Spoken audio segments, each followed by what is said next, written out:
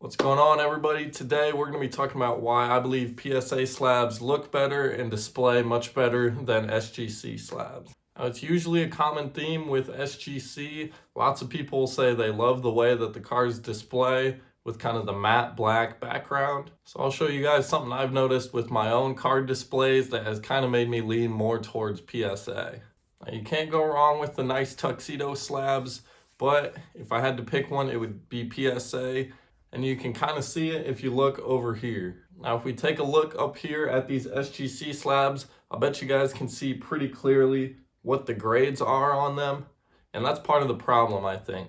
I doubt any of you guys would be able to tell me the grades on any of these cards here.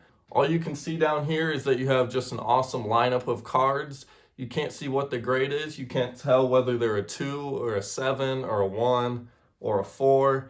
And that's what I like about it. It really makes you focus and just look at the card in the slab. I'm just not a big fan of when you look at SGC slab, like we'll bring this one down here. All you can see on it, all you can basically see on it is that it says 1. And after 1, then you kind of look down and you look at the card and take a look at that. But I don't like how your eyes immediately draw to the number in the top corner, especially when it says something like 1 or 1.5. Like these cards have some writing on the back, so that's the reason why they knocked the grades as much as they did. But if these were in a PSA slab, all you'd be looking at is how sharp the card looks, and then later you would look up to see the grades.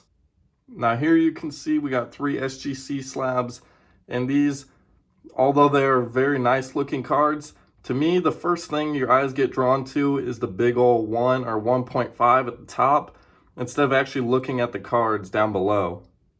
Whereas when we go to the PSA slabs over here, your eyes kind of get drawn to the card first, and then once you're kind of interested in the card, you kind of look up and see what it was graded at.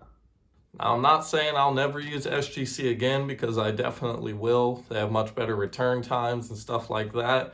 But for my personal collection cards I don't plan on selling, I'll probably just take the weight and send them to PSA. So that kind of brings up the question, if for the cards in your own personal collection, we don't care what the grade is, then does it really matter to have the big old grade at the top where you can see it from across the room? Or would you guys prefer to be able to kind of get up close to the card? When you're across the room, you can only see the card, and you got to get up close to even see what the grade is. I think it kind of makes you appreciate the card more and less about kind of the financial value of whatever a grade brings dollar-wise. Now, maybe I'm wrong. Maybe people still like SGC a lot more, but it is kind of an interesting question, something I've definitely been seeing a lot.